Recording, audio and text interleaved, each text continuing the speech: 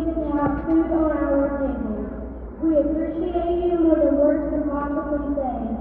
Also, I want to thank our service members, veterans, our first responders, and their families.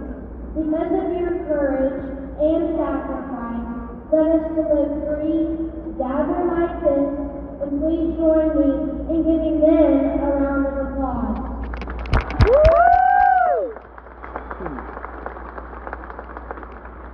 I've been singing and bringing awareness to veterans for 5 years, and I started a non-profit organization called Landon's Legacy for Veterans, 501c3 pending, because my generation needs to remember and honor our heroes.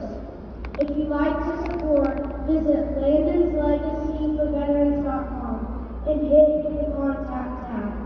Events like this remind us what America is about. Hard work, faith, grit, and never quitting. So tonight, let's come together as one proud nation. Please stand, remove your hat, place your hand over your heart, and join me in singing the national anthem. Oh,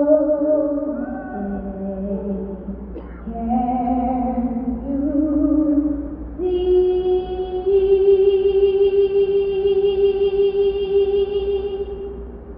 fires